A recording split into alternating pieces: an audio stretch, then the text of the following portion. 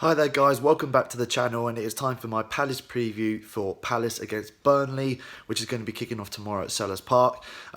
It's going to be a shorter one. I want to give you a heads up. It's going to be a shorter preview because, no offence to Burnley fans, but this game isn't going to be the most exciting and there's not too much to talk about going into it. I think Palace's point of view, we've got to do more of the same as against United. I loved how we pressed away at Old Trafford. As I said before, an incredible result. First time we got points there in the league since 1989. First time United have failed to score against us in a game since 1970. So some big unbeaten records there for United, or big records for United have been beaten. So it's really important that we play the same way. If we play the same way as Burnley, I think we should win, really. We should win comfortably. I say comfortably, but you never know. Burnley's record at the moment is very poor.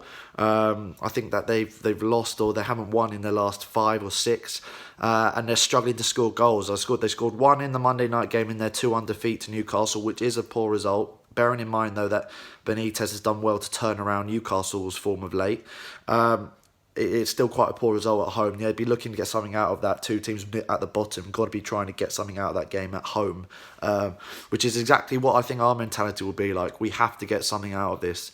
The draw against Man United last week will completely be chucked out the window if we can't get a win against Burnley. If we can't beat Burnley, then the draw against United, it was worthless. And it's as simple as that, really. So no pressure on the boys, but don't come away with anything other than a win. We've got to play the same way against United. If we do, I'm very confident we can get the 3 points in this one. But then again, Palace, we're known for, teams who are struggling or in bad form, just come to Sellers Park. We'll help you out. We'll give you the points or the goals that you desperately need. It's so typical. I could see there's a part of me that's worrying about that we'll just hand it to them. Because we've done it in the past before to teams around us, including Burnley. But anyway, guys, a little bit on the teams. So I think that Hennessy, he got man of the match against Man U, player of the month, absolutely deserved. Thoroughly deserved. Only other player would probably be Wan-Bissaka. I'd put in that bracket as player of the month. But I think, if we keep giving it to Wan-Bissaka, it could get a bit silly. So Hennessy thoroughly deserved it, though.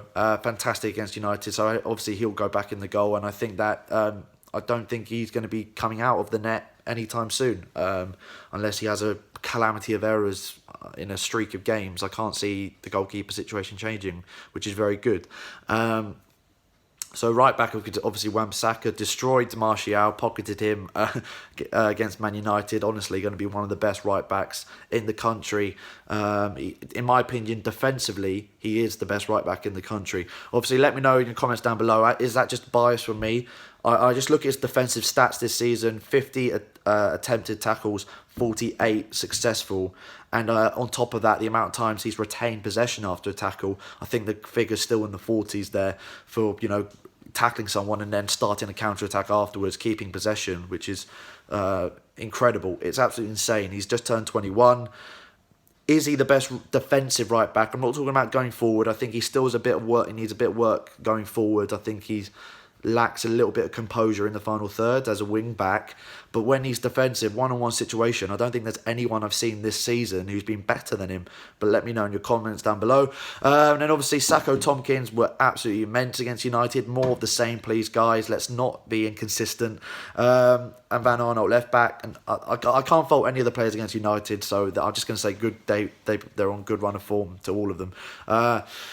Then in the midfield, we did 4-4-2 against United. I've got a feeling Roy's going to stick with that because he likes to stick with, if we get a good result, or we play well and lose it and playing the system that, and the system works, but we don't necessarily get the 4 points or the result. Roy tends to stick with it, and the fact that we got a point away at United, I feel like he's going to stick with 4-4-2. So because of that, I'm going to go 4-4-2. I'm going to go with the same midfield four, to be honest. I think MacArthur and Meyer will start out wide, although Meyer drifted in beautifully against United, and he was really effective in between the midfield and the defence when he drifted in. He has so much room to work in.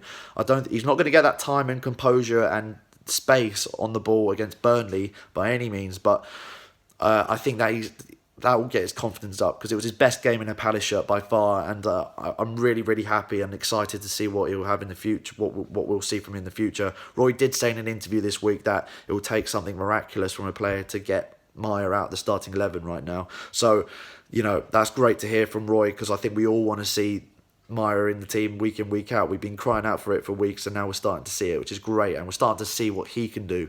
And his time and composure, as I said, on the ball, being able to pick a pass, just dictate play in the attacking third is crucial for us. So Meyer on the left, but drifting inside, and obviously Kouyaté and Milivojevic in the middle. Probably Luka's best game for us this season. A lot better. He had one little error at the start of the game, which he's having in every game. He still needs to cut those out, but much better from Luka. And then up front, Zaha and Townsend. And to be honest, Townsend should have scored. He knows that against United. But all in all, I think that team, I can't see, unless there's an injury or a knock, I can't see him changing the team. I think it'll be the same starting 11. As for Burnley players to watch out for, you've got to look, of course, up front. They've got some big units, old-fashioned strike force. You go 4-4-2 with them as well, looking to hit the target man in Sam Vokes or Chris Wood. And then try and, maybe if Ashley Barnes is playing, he'll be running off the attacker. Didn't quite work out for them. They had Wood and Vokes starting against Newcastle. Didn't quite work out on Monday night, so I could see one of them changing for Barnes or another striker. And at the back as well, of course, you look at Ben Mee, they're not having a good season this season, but last season, you can't write off last season, They did what they did last season because of how good they were defensively. So it's still in them, it's still in those players. And of course, out wide as well, you've got to look out for the crosses coming in as well. Got some great crosses of the ball. Lennon out there had a quite good game, I believe, against Newcastle. And Brady as well, he's got an incredible delivery out at left back. He's a player I really wish Palace would have signed when he left Hull, but Burnley got there before us. But there you go, guys. That's my thoughts, my prediction for the game. As I said, we have to win. We can't get a draw or a defeat, because then the United game is just chucked out the window. Got to this run of games. It's so important we pick up points consistently, wins and draws, and especially going into Brighton on Tuesday night. We need to get a win to, settle us going into that, give us a bit of confidence. So I'm going to go with a 2-0 Palace win. I wouldn't be surprised if we lost. I wouldn't be surprised if we cocked up a lead or something like that and just threw away points. But I think that the players and Roy know how important it is we get this win against the team around us down at the bottom and try and get away from that bottom three. And as I said, Tuesday, Brighton, I will be going. I can't wait. I will be doing a separate preview video after the Burnley game for the Brighton game. It's obviously a quick turnaround. So guys, be sure to check that out. Obviously down below in the comments as well, write your thoughts, as I said, about Aaron Wan-Bissaka. Is he the best right back defensively in the Premier League? And your thoughts on the Burnley game in general. And if you want to, a bit on the Brighton game. But like I said, I will be touching on that in more depth later in a few days' time. Obviously, like, share, subscribe, social channels down below, and of course, hit down the link to go to sportscases.com. That's in description. Loads of cool sports cases, guys.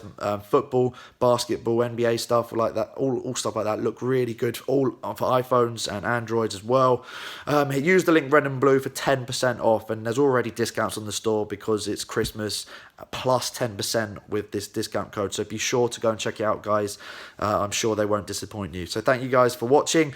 We'll see you guys next time. Fingers crossed we don't cock it up against Burnley.